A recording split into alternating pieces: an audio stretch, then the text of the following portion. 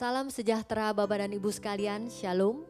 Selamat datang kembali di acara Bincang-Bincang di GSKI Gajah Mada bersama saya Tamara. Terima kasih Bapak dan Ibu sekalian masih setia untuk menonton acara Bincang-Bincang kami, supaya Bapak Ibu semakin kuat dan mendapat banyak pengetahuan di dalam kebenaran. Bapak dan Ibu sekalian, pada hari ini kita kedatangan seorang tamu spesial, seorang Bapak Pendeta yang dikenal di GSKI, yaitu Bapak Pendeta Dr. Buyung Kosa Putra Sarjana Komputer. Kita menyapa dulu Bapaknya. Halo Pak, Shalom. Shalom. Apa kabar ya Pak? Baik. Baik ya Pak ya? Semua bisa dilalui. Semua bisa dilalui. Masa apapun pasti terlalui. Pasti bisa dilalui. Oke, nah hari ini kita mau bicara pilihan yang sulit nih Pak. Betul. Tapi sebelum kita masuk ke topik, saya boleh baca sedikit ini tentang Pak Buyung Kosa Putra. Seorang profesional yang aktif di Bank BCA sudah 27 tahun Bapak Ibu. 27 tahun full profesional. Dan saat ini juga menjabat sebagai Ketua Komcap Serikat Pekerja NIBA BCA. Dan juga double-double ini Pak, menjabat sebagai TPW di GSKI Rehoboth Kelapa Gading. Ampun Pak, ini gak kurang Pak? Sudah, waktunya Sudah. kurang. Oke, waktunya kurang. Makanya Waktunya saya juga mau tanya ini gimana membagi waktunya. Nanti kita masuk ke topik ya Pak ya. Pilihan yang sulit nih Bapak Ibu. Kalau melihat dari apa yang tercantum di CV ini memang kelihatannya banyak membuat pilihan nih Pak.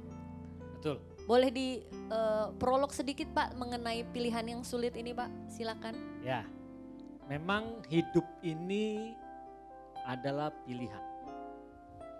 Jadi dalam hidup kita selalu kita banyak pilihan-pilihan dan kita semua harus memilih.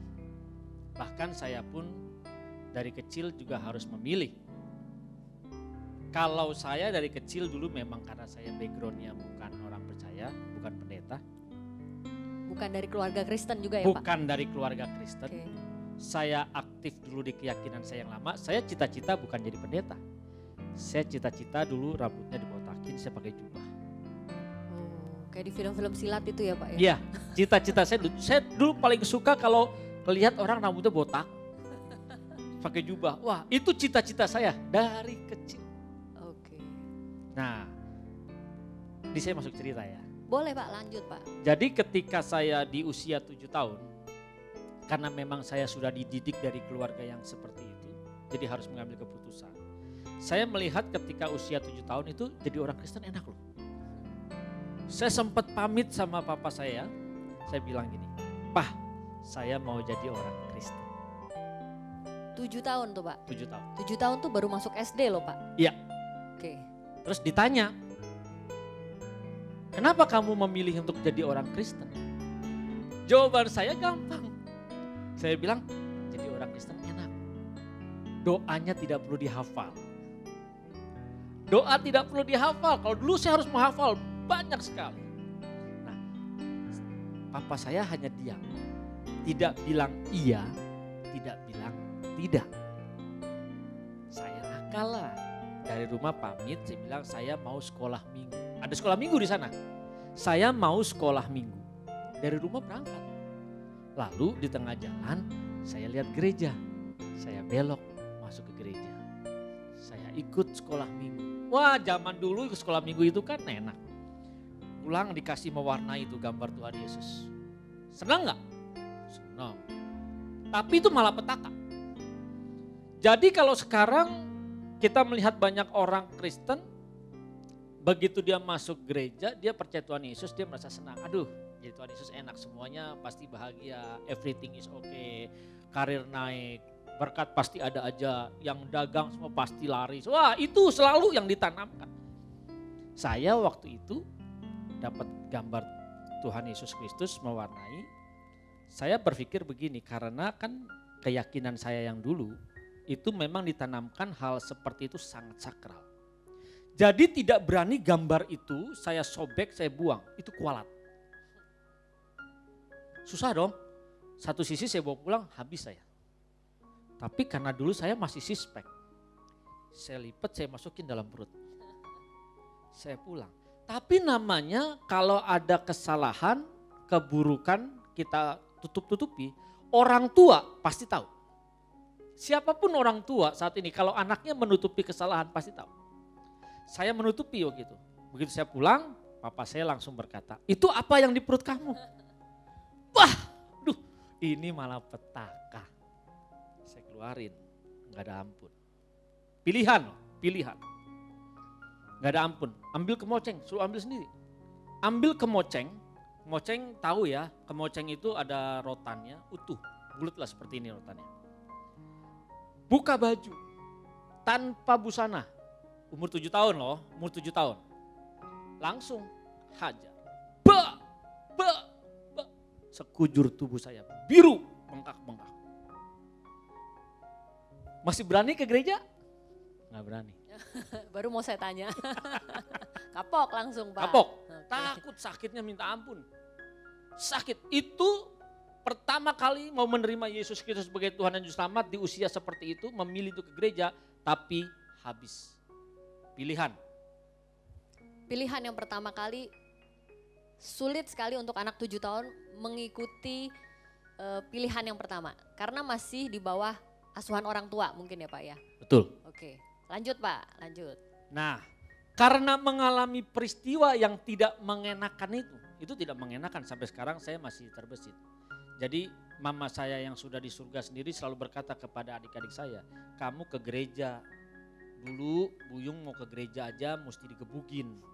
Kamu sekarang ke gereja gak mau. Bahkan papa saya sering bilang, ayo ke gereja jangan waktu susah ingat Tuhan. Tapi begitu lagi banyak duit lupa sama Tuhan.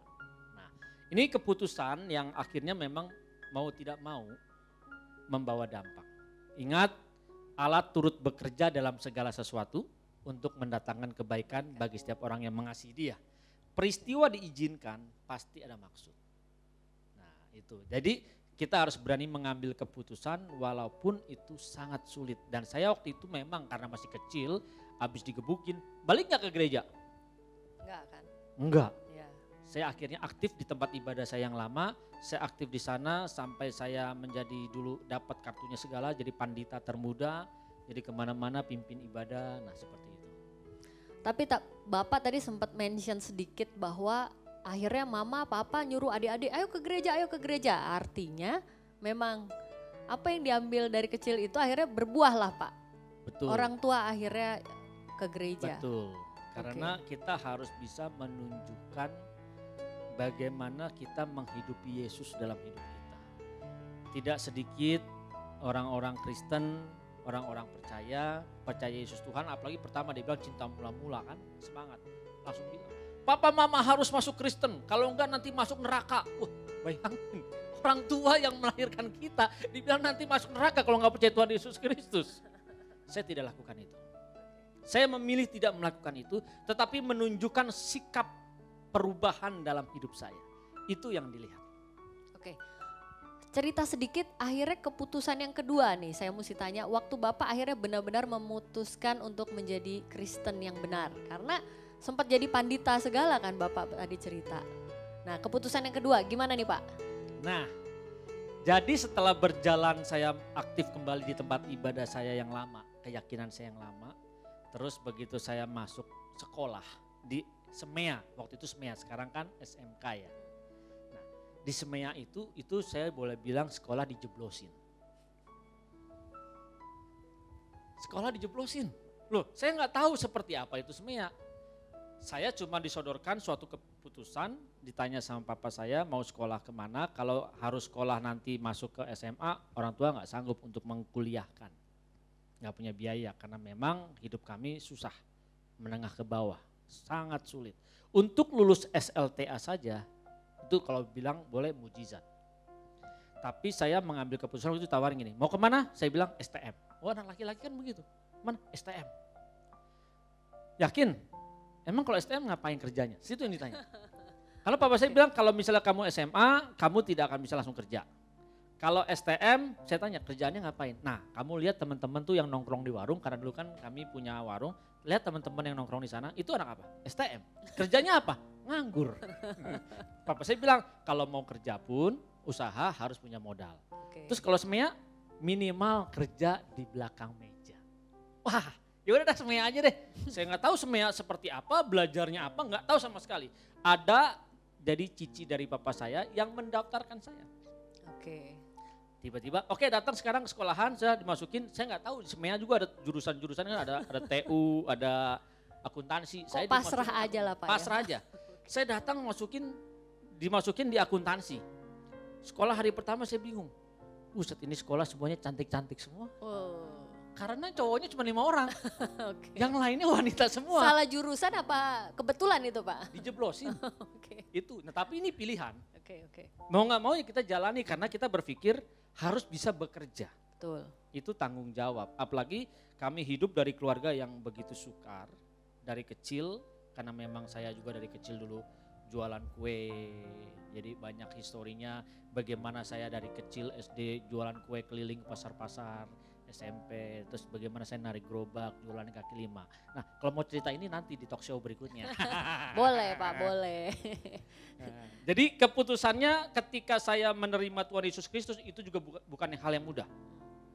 Saya diam-diam ke gereja.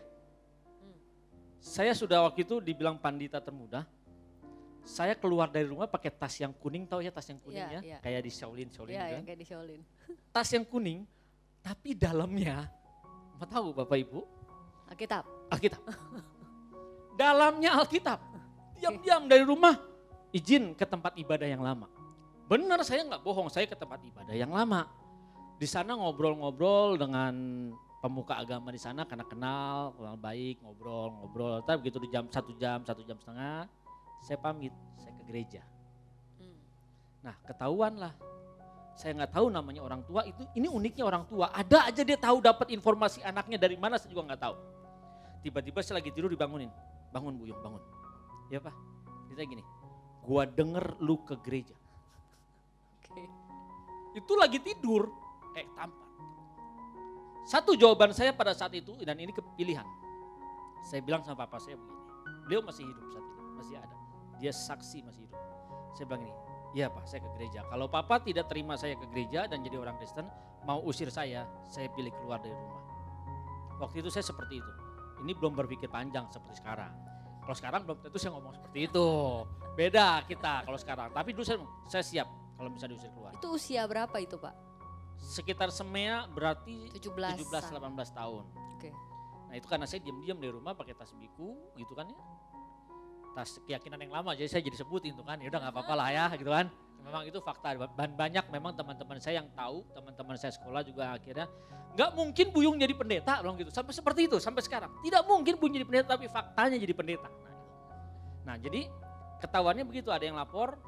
Ya saya bilang ya kalau misalnya mau diusir ya udah saya memilih keluar nggak apa-apa. Saya hanya berpikir gue kemana nih habis ini ya gitu. Tapi papa saya akhirnya ya namanya orang tua tetap sayang lah. Apapun anaknya yang dilakukan dia tapi saya bilang ya udah kalau gitu. Papa saya bilang nanti kalau gue mati gue jalan sendiri. Saya mikir gimana caranya jalan sendiri ke kuburannya. Nah itu keputusan. Dan itu keputusan yang sulit tapi harus diambil. Dan saya memilih untuk percaya Yesus sebagai Tuhan dan Juru Selamat. Oke. Saya mengagumi orang yang bisa mengambil keputusan sulit. Menurut saya itu sulit sekali di usia Betul. 17-18 tahun Pak. Betul. Either Bapak nekat banget atau Bapak sudah benar-benar berjumpa dengan Kristus yang sejati sampai lah bersedia melepas hidup itu. Belum.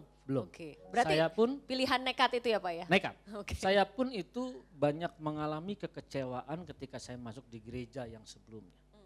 Banyak kok saya masuk di gereja, harusnya kan senang katanya kalau ada orang bertobat, malaikat bersuka cita. Kok ini saya malah dimusuhin? Nah itu memang pilihan yang sulit dan nekat.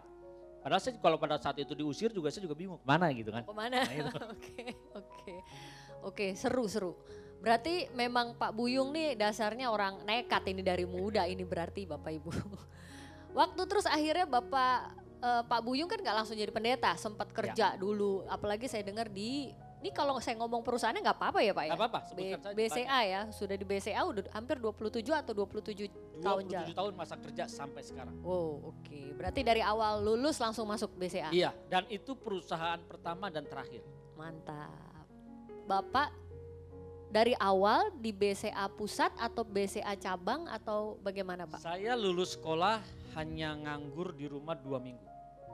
Selama saya nganggur masa itu 2 minggu, saya setiap hari pekerjaannya hanya tulis surat lamaran dengan 10 map atau 20 map. Setiap hari saya jalan Sudirman Tamrin, nggak mau tahu ada lowongan apa enggak, silakan ada bank, saya masuk titip satpam. Oh emang dari awal tujuannya mau masuk bank? Karena sekolahnya akuntansi. Kan semea Pak? Iya, loh, masalahnya saya begini, saya sebenarnya sudah berapa kali melamar, sempat ada perusahaan bir malah masalah. Minuman keras. Itu daerah Pluit saya ingat. Saya tes, saya kalanya begini yang datang itu, yang lulus-lulus itu yang dipilih datang wanita-wanita cantik pakai rok-rok mini ya. Saya kapan diterima kerja kalau begini saya bilang. Iya, kalah Pak itu. Kalah, udah pasti kalah gitu kan. Nah saya tetap akhirnya semua perusahaan saya masukin lamaran. 2 minggu tiba-tiba saya dipanggil. BCA. Dipanggil di BCA tes. Itu tes pun saya mengalami suatu krisis sebenarnya. Saya tes itu, begitu saya tes, loh yang tes ini keren-keren pakai bajunya, tapi saya cuma sederhana biasa aja. Tes dari pagi sampai sore. Udah gak mikir tuh lulus apa enggak. Tunggu, ini berarti lulus SEMEA 18-19 Bapak mulai kerja? Iya. Oh oke. Langsung saya akhirnya ternyata dipanggil, begitu saya dipanggil, ini di BCA pertama kali saya bekerja di kantor pusat operasional di sekitar Glodok. Di Jalan Asemkah. Masih ada sampai sekarang. Nah saya masuk di sana, saya dipanggil itu jam 9. Saya memilih datang justru waktu itu jam setengah 8. Setengah 8 saya sudah nunggu. Di ruang personalnya di bawah saya nunggu. Datanglah kepala personalnya langsung. Buyung ya? Iya. Ayo ikut saya. Tanpa dites lagi, tanpa diwawancara lagi, langsung disodorin map. Silakan you baca, di situ ada gaji kamu, kasih pulpen. Kalau setuju, tanda tangan. Saya baca, udah saya tanda tangan. Oke, kalau begitu nanti kamu tanggal 1 karena saya ingat waktu itu 28 Juni. Berarti nanti tanggal 1 Juli kamu masuk kerja ya. Nah, karena mindset saya sudah dididik harus siap kapanpun. Jadi saya dibilang begini, nanti kamu tes paru-paru, tes kesehatan semuanya, dokter, tanggal 1 baru masuk. Terus ditanya sama dia begini, kamu kapan siap kerja? Oh ini kan kesempatan, ingat kesempatan tidak pernah datang 2 kali. Kamu kapan siap kerja? Sekarang siap Pak. Itu yang tadinya tanggal 1 langsung dirubah. Kalau begitu besok kamu kerja. Dikasih absen. Itu keputusan. Tapi saya juga mikir udahannya, dulu kenapa saya memilih begitu ya? Harusnya tanggal 1 aja kan itu enak kan. Tapi saya melihat ini kesempatan tidak boleh disia-siakan. Akhirnya saya memilih besok kerja langsung. Oke. Itu pertama kali kerja. Bapak Ibu tadi saya sudah menyebutkan bahwa sekarang Pak Buyung ini sudah doktor. Jadi saya mesti tanya bagaimana ceritanya awal mulanya anak SEMEA, akuntansi pula. Jadi ujung-ujungnya doktor teologi. Gimana tuh Pak? Jadi masa-masa kerja disambi dengan masa-masa sekolah. Iya. Karena Bapak Eskom juga. Iya.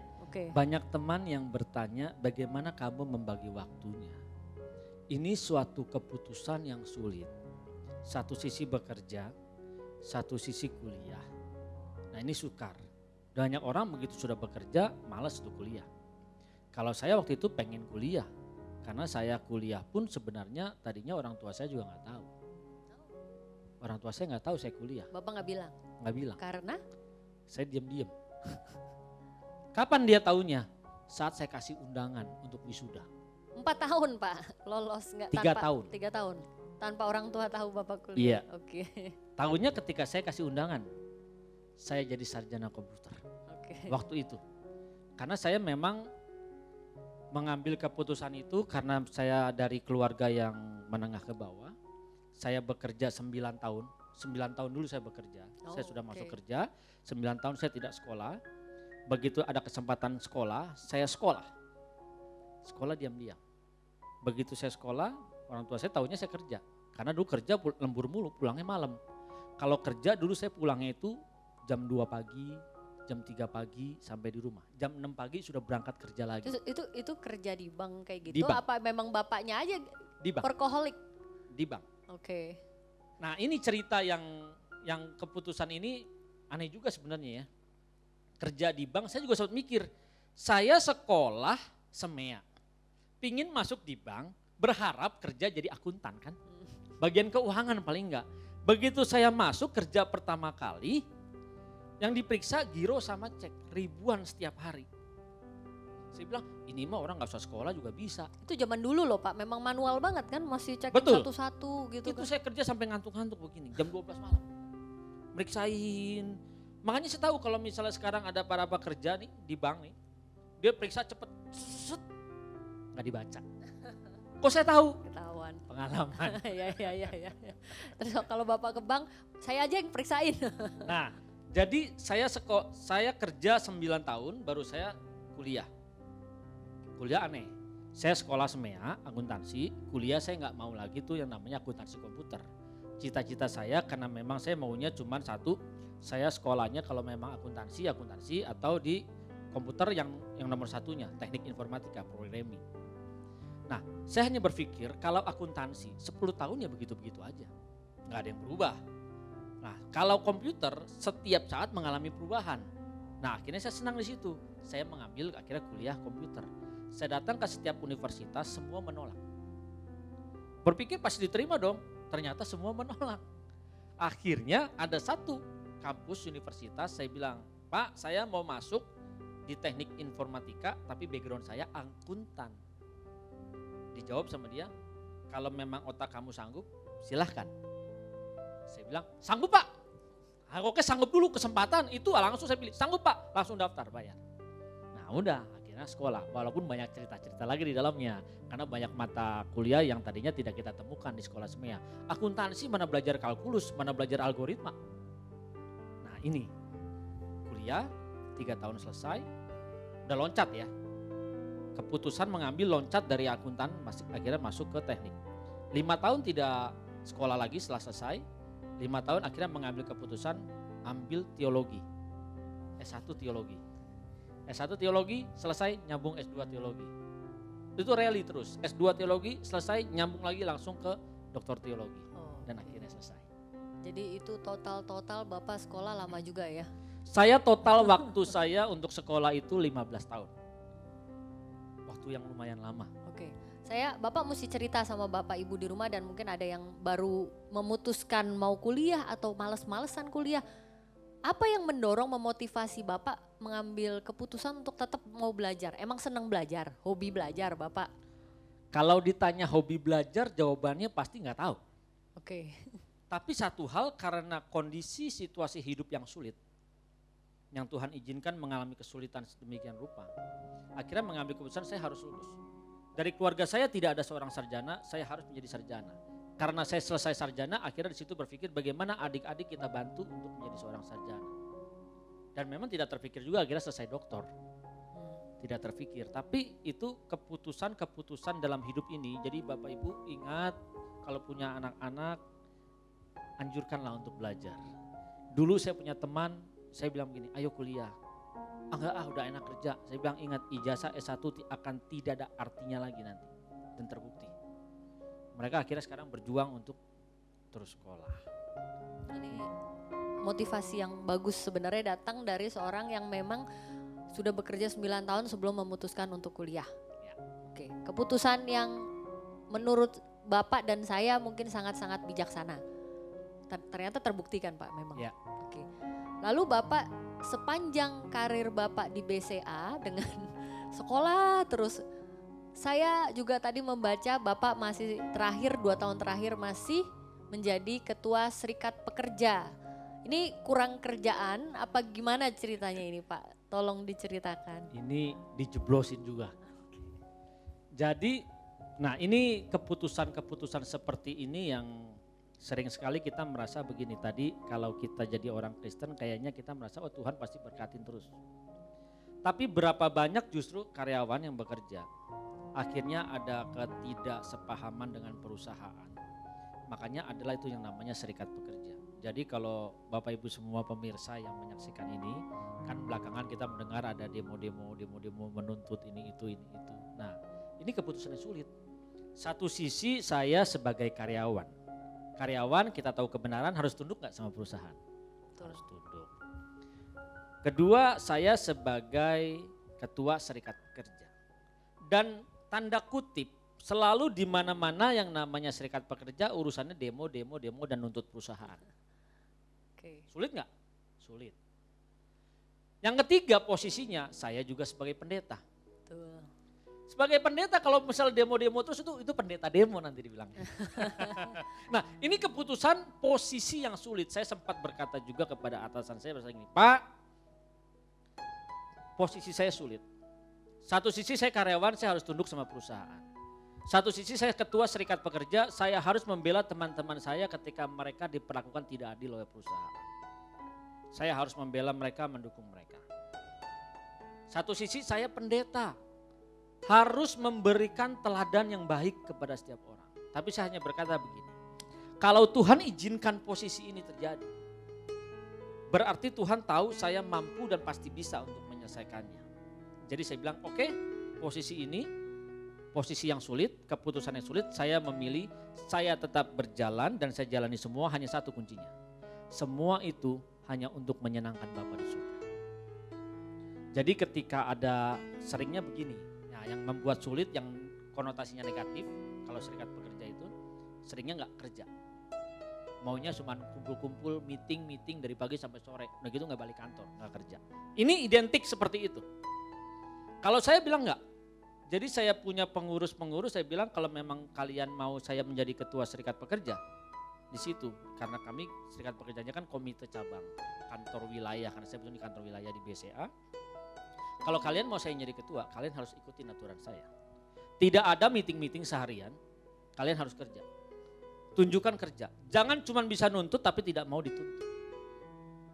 Kita pasti akan mendapatkan yang terbaik kalau kita memberikan yang terbaik.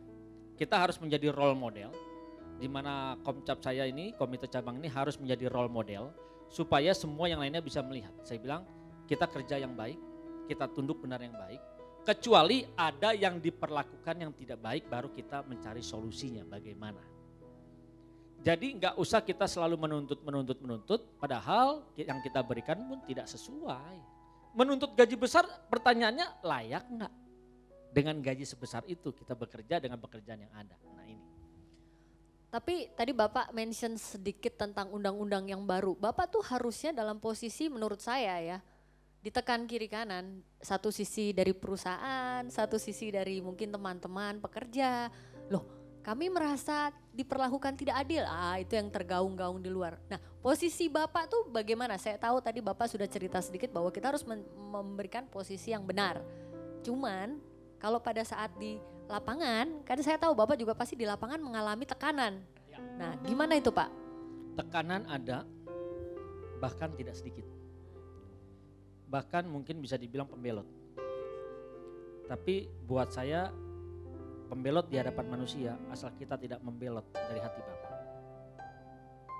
Manusia tidak menerima kita, tapi selama kita jangan sampai mengambil keputusan, kita tidak diterima oleh Bapa.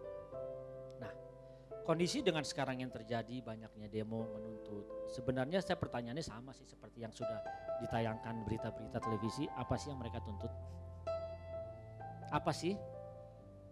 Menuntut karena pensiun tadinya dibayar 32 kali gaji, terus jadi 25 kali gaji. Dan rumor yang terjadi banyak, bahkan sebelum ini ramai, banyak yang saya mau pensiun dini aja. Karena akhirnya dapat 25 kali gaji. Saya hanya berkata begini, oke, pensiun dini ya. Kita hitung-hitungan secara duniawi ya. 32 kali gaji terus jadi 25 kali gaji. Selisihnya berarti 7 kali gaji. Kamu ambil sekarang 32 kali gaji, selisih 7 kali gaji. Kalau kami di BCA pensiun dini itu bisa umur 47 tahun. Berarti masih ada 8 tahun lagi untuk bekerja. Sampai 55. Sekarang oke kita ambil, kita pensiun selisih cuma 7 kali gaji. Lebih besar mana dapatnya sekarang kamu ambil hari ini, atau kita tetap bertahan dapat 25 kali gaji tapi kita masih kerja 8 tahun lagi. Pasti secara hitungan logika kita memilih yang ya sudah 8 tahun lagi kita kerja. Setiap bulan dapat gaji, ada THR kita dapat THR, ada tunjangan akhir tahun kita dapat. Kesehatan kita terjamin. Pilih mana? Kalau kita ambil sekarang, selesai. Udah. Kesehatan tanggung sendiri, apa-apa semuanya udah kita jalani sendiri. Nah ini keputusan. Jadi pada saat itu kami semuanya, saya hanya berkata, ya kalau misalnya mau pensiun ini ingat, hitung baik-baik. Lebih baik mana? Tapi satu hal kalau saya pribadi, apakah Bapak menginginkan kita mengambil itu? Jadi sekarang kita yang sudah mengenal suara kebenaran, ayo Bapak Ibu semua pemirsa, kita harus mengambil keputusan bukan berdasarkan kehendak sendiri, tetapi apa yang Bapak inginkan. bukan hal yang mudah. Apalagi dihimpit, dibilang wah ini pengkhianat segala macam karena yang lainnya suka kumpul-kumpul nggak kerja, pagi-pagi alasannya meeting nggak balik lagi kantor. Saya nggak mau. Yang saya lakukan kalau ada meeting, benar-benar meeting, jam berapa meetingnya? Jam 10. Jam 10 saya datang meeting, selesai jam berapa? Jam 12, jam 12 saya balik. Jam 12 saya balik ke kantor kerja. Yang lain mau ngumpul silahkan, yang penting saya harus jadi role model. Nah, karena yang saya tahu Tuhan Yesus tidak memberikan contoh seperti itu. Gitu. Oke, luar biasa. Semangat Pak, karena saya tahu tekanannya pasti luar biasa. Ya. Sekarang satu lagi pilihan yang sudah Bapak ambil menyangkut status kependetaannya. Nah ini gimana ceritanya? Orang yang setahu saya kemarin kerja sambil kuliah juga udah pontang-panting ngambil. Aduh mohon maaf saya belum lulus MTH saya. Jadi Pak gimana caranya Bapak bisa mengambil keputusan? Oke saya panggilan Tuhan saya harus jadi pendeta. Gimana nih Pak cerita sedikit? Ya memang tidak pernah terpikir seperti tadi saya bilang kan. Dulunya tidak pernah cita-cita jadi pendeta. Tetapi akhirnya sekolah akhirnya jadi pendeta. Kalau boleh dibilang kita jadi pendeta tadinya berpikir kan jadi orang Kristen ya udah enak-enak aja. Ya udahlah kita melayani lah. Ya udahlah kita jadi pendeta lah melayani. Kita berpikir dulu ya udah enak jadi pendeta. Gitu. Tapi setelah kita mengenal suara kebenaran, itu bukan ukuran. Justru jabatan pendeta itu membuat kita hidupnya semakin berat karena kita disorot. Ingat, disorot.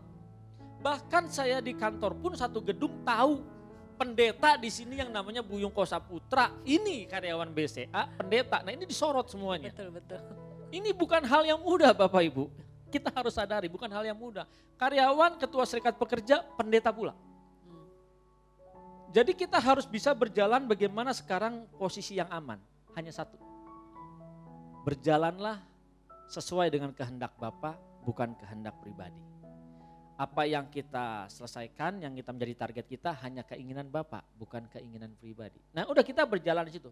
Banyak himpitan enggak? Banyak sekali. Banyak tekanan enggak? Banyak sekali. Dari perusahaan, ya. Teman-teman, ya. Tapi tetap kita harus berdiri teguh. Keputusan kita seperti itu. Keputusan saya, kalau teman-teman masih mempercayakan saya sebagai ketua serikat pekerja di komite cabang itu. Ya ini ya yang saya lakukan. Sebagai contoh, sebagai role model. Kalau tidak ya sudah. Kenapa? Karena saya tidak mau mendukakan hati Bapa. Ini yang paling penting. Kalau kita mendukakan hati Bapa, hukumannya selamanya. Tapi kalau kita di dunia ini mau menyenangkan hanya manusia, kita mendukakan hati Bapa, kita sudah gagal jadi role model. Nah ini keputusan yang harus diambil. Kalau kita nih Pak yang sebagai orang Kristen, orang percaya, kerja itu mengalami beberapa hal yang memang mungkin banyak yang menjadi sulit untuk kita ambil. Maksudnya keputusan-keputusan kita hanya sebagai orang Kristen nih Pak, bahkan belum jadi. Saya berpikir bagaimana Bapak yang sudah pendeta, bekerja, profesional, keputusannya saya mesti minta contoh nih Pak, ada nggak yang berbenturan nih Pak? Maksud saya yang memang benar-benar sebagai status kependetaannya Bapak berbenturan dengan profesionalitas kerja. Ada nggak Pak contohnya? Oke. Contoh yang paling sering terjadi kalau kita di profesional itu kan ada namanya KPI. Key Performance Indicator. Tujuannya untuk menilai hasil kinerja kita. Itu biasanya terjadi setiap akhir tahun. Penilaian bahwa memang kita layak mendapatkan prestasi A atau B atau C. Biasanya posisi ketua serikat pekerja, mereka selalu menuntut yang maksimal. Mereka merasa saya sebagai ketua serikat pekerja, saya membantu teman-teman. Saya menjadi mitra perusahaan. Saya pantas dan layak dapat nilai A. Satu sisi saya berpikir begini, kalau kita kerja terus tinggal terus pekerjaan kantor hanya demi bilang meeting yang meetingnya gak jelas dan gak tahu di mana kemana. Apakah pantas? Oke, kantor gak tahu. Tapi kan Bapak mengetahui semua yang kita lakukan. Bapak mengetahui apa yang kita perbuat. Nah di sini saya mengambil keputusan begini. Ketika penilaian KPI itu terjadi, saya hanya memberikan apa yang menurut saya pantas saya nilai seperti itu. Saya bilang begini, kalau memang manajemen mau memberikan saya nilai lebih, ya itu hak manajemen. Silahkan berubah. Tapi kalau tidak, saya tidak akan mengambil, walaupun saya punya hak untuk mengambil sikap seperti teman-teman yang lainnya. Loh, saya kan ketua, tapi saya tidak. Kenapa? Saya harus jadi contoh. Buat saya, kalau Tuhan memberkati, tidak harus dengan kita memaksa seperti itu, pasti Tuhan memberkati. Dan faktanya begitu saya mengambil sikap seperti itu, justru terkadang apa yang kita pikirkan, yang kita harapkan, kita merasa harus dapat seperti itu. Justru ketika keputusan yang sulit itu saya ambil, walaupun secara daging pasti sakit dong, aduh yang lainnya bisa dapat A gitu kan. Tapi saya tidak gitu kan. Tapi saya mengambil itu, saya hanya belajar, Tuhan aku mau menyenangkan hatimu. Hasil yang didapat jauh yang diharapkan. Bahkan saya sampai bingung, kok bisa begini ya? Nah, gitu. Jadi satu hal yang saya harus pikirkan, ayo senangkan Bapa. Matikan daging kita. Dan kapan itu bisa? Ketika kita ada di dalam dunia marketplace. Keputusan yang sulit itu sering terjadi di dalam dunia marketplace. Lalu kalau di dalam dunia rohani,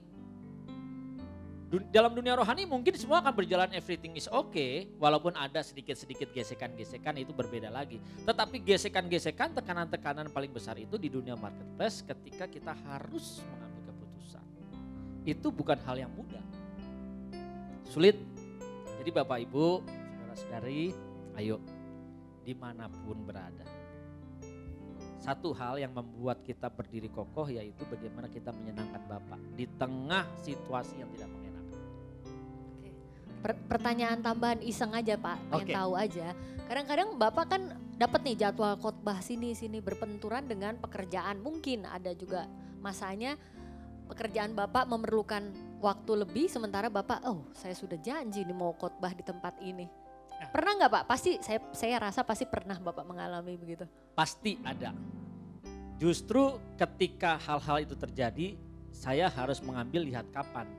Kalau misalnya dulu sebelum pandemi, khotbah itu biasa saya ambil pada saat jam makan siang.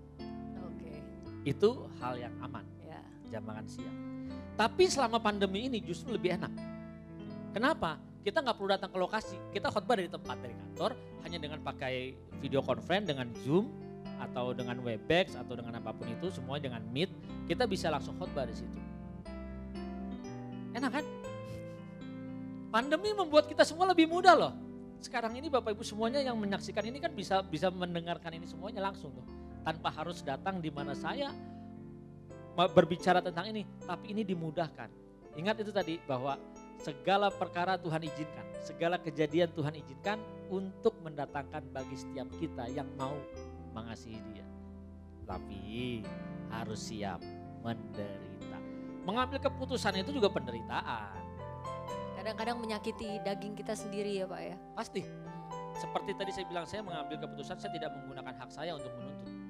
Karena saya berpikir bahwa lebih baik sekarang kita penuhi apa yang dituntut dalam hidup kita penuhi tanggung jawab itu. Karena ini akan dipertanggungjawabkan nanti. Coba bayangkan kalau sekarang ini Bapak Ibu Saudara sekalian, kita berdiri di depan tahta pengadilan Tuhan, lalu kita tidak memenuhi tanggung jawab kita. Kita harus mempertanggungjawabkannya loh. Bukan hal yang mudah, tetapi ini yang harus kita bisa pikirkan. Sekarang kita bisa aman, oke. Berapa lama sih kita bisa hidup? Besok juga bisa mati. Yang besok yakin masih hidup? Gak yakin sih Pak. Nah, saya aja gak yakin besok masih hidup. Tapi satu hal yang harus kita yakini, sekarang kita selesaikan tanggung jawab kita. Supaya ketika kita nanti pulang, semua keputusan yang sulit dalam hidup kita, itu yang bisa menyenangkan Bapak. Oke. Lanjut Pak, tadi Bapak cerita satu gedung, tahu loh Bapak pendeta. Jadi saya membayangkan, aduh semua, karena kita kan harus bertindak dan berlaku seperti wakilnya Tuhan gitu Pak. Semua orang ngelihat, apalagi pendeta gitu ya Pak ya. Gak boleh salah ucap, gak boleh salah bertindak gitu kan. Apakah Bapak merasa jadi sulit untuk mengambil keputusan, misalnya dalam hal mendisiplinkan bawahan, atau melakukan koordinasi yang lebih tanda kutip kencang terhadap kolik, gimana tuh Pak? Ini memang posisi yang sulit. Orang berpikir jadi pendeta itu enak. Orang berpikir jadi pendeta enak. Tetapi ini posisi yang menjebak. Kenapa saya bilang menjebak? Menjebak kita akhirnya harus berjalan memilih mau di koridor yang mana. Kalau kita salah koridornya, kita akan diagung-agungkan atau dimuliakan di depan orang banyak. Tetapi ketika kita memilih koridornya hati dan perasaan Bapa, satu sisi kita akan dihimpit dengan begitu banyak tekanan-tekanan. Nah ini memang tidak mengenakan, tapi satu hal mau pilih yang mana keputusan, kembali setiap orang. Kalau saya memilih, saya lebih baik di koridornya Bapa. Kalau mereka tidak menyukai saya, ya sudah. Ini posisi yang sulit ketika misalnya harus demo. Pernah kan beberapa kali perusahaan karena ada ketidaksepakatan demo. Kalau nggak demo kita ditanya loh, teman-teman semua yang di komite cabang yang lainnya tanya, kamu ikut demo nggak, ikut partisipasi nggak? Saya berpikir keras gimana caranya, saya harus menjadi teladan. Saya akhirnya berkata kepada teman-teman, mereka minta oke, waktu itu suruh pakai pita hitam di tangan. Saya bilang oke, kita siapkan pita hitam. Pagi-pagi langsung saya koordinasi. Oke, semua pakai pita hitam. Kumpul, kita foto. Jepret, pita hitam kan. Fotonya kita kirim. Selesai itu silakan lepas. Silakan yang mau kunjungan ke nasabah silakan kerja kembali dengan lagi. normal. Ini keputusan yang memang sulit. Tetapi kita harus bijaksana bagaimana kita harus tetap menyenangkan Bapak. Ingat tanggung jawab kita sebagai karyawan apalagi pendeta. Satu sisi teman-teman pasti akan menunjuk karena yang lainnya harus berkata, oh ketuanya begitu, ngikutin. Oh ketuanya begitu. Kalau saya sebagai ketua saya salah mengambil keputusan, orang akan berkata, pendeta kok begini sih. Nah ini memang harus kita bisa berjalan mengerti apa yang Bapak kehendaki, bukan apa yang aku ingini. Kalau berjalan berdasarkan daging kita mau, aduh kita mau enak banget mau begini begitu, tinggal nuntut terus. Tapi apakah itu? Satu hal sih yang mesti kita ingat. Kita menuntut bisa dapat nggak? Bisa aja. Tetapi setelah ini kita tinggalin nggak? Setelah ini kita tinggalkan. Satu hal yang miris yang saya lihat begini. Berapa banyak orang berkuasa di sebuah perusahaan dengan arogansinya, dia menekan bawahannya. Jadi ingat ya Bapak Ibu pemirsa semuanya, jadi kalau sebagai atasan jangan tekan bawahannya. Jangan tekan. Tapi bergeraklah menjadi role modelnya Tuhan. Ketika dia memasuki masa purna bakti, dia keluar dari perusahaan, itu statusnya bisa langsung copot seketika itu juga. Tadinya dia masuk ke perusahaan dengan enak-enak gitu ya, terus tiba-tiba dia masuk masa purna bakti, dia datang ke perusahaan, cuma duduk di depan. Saya lihat, aduh miris sekali. Itu baru secara duniawi. Coba bagaimana kalau status kita sebagai anak Bapa, sebagai anak ahli waris kerajaan surga dicopot. Nah itu. Dipensiunkan, bahaya banget itu Pak, serem banget. Jadi kata kuncinya adalah segala hal yang dilakukan harus sesuai dan dengan kehendak Bapak ya Pak. Betul. Meskipun Bapak dipaksa atau disuruh melakukan sesuatu yang bertentangan, tentunya Bapak masih tetap bertahan dan pokoknya kata kuncinya bertahan apa yang menyenangkan Bapak, ya. Jangan sampai mendukakan hati Bapak. Betul. Itu kita harus belajar. Keputusan bisa yang sulit itu selalu terjadi memang ketika kita berada di dunia marketplace, bukan ketika berada di dalam gungkungan dunia yang kehidupannya rohani terus. Iya, betul. Oke Pak, menarik sekali Pak. Kita mesti melanjutkannya di lain waktu karena waktunya sudah habis. Mungkin Bapak mau ada statement untuk closing Pak, silakan. Oke, Bapak Ibu Saudara yang dikasih Tuhan, ingat mungkin kita punya posisi bekerja di marketplace sebagai pengusaha, sebagai praktisi apapun itu sesuatu hal yang sulit. Tetapi ingat kondisi itu membuat kita harus mengambil keputusan. Keputusan yang tepat, keputusan yang bukan hanya berdasarkan keinginan sendiri. Lalu apa? Belajarlah untuk mengambil keputusan segala sesuatunya hanya untuk menyenangkan hati Bapa. Tunjukkan bahwa kita bukan beragama Kristen, tapi tunjukkan kita menjadi orang Kristen. Kalau kita masih hanya mementingkan kehendak kita sendiri, berarti kita baru beragama Kristen, belum menjadi orang Kristen. Amin. Terima kasih banyak Pak Buyung. Oke. Senang sekali bercakap-cakap sama Bapak hari ini. Lain kali kita lanjutkan lagi perbincangan kita. Makasih loh Pak. Oke. Bapak dan Ibu sekalian, demikian perbincangan kita pada hari ini dengan Bapak Pendeta Buyung. Semoga apa yang kita bicarakan hari ini bermanfaat dan membangun iman Bapak dan Ibu sekalian. Ingat Bapak dan Ibu, dimanapun Bapak Ibu berada, dimanapun Bapak Ibu bekerja, tetaplah setia dan tetaplah Bapak Ibu ingat, semuanya harus seturut dengan kehendak Bapa. Terima kasih dan kita bertemu kembali di acara bincang-bincang selanjutnya. Tuhan memberkati.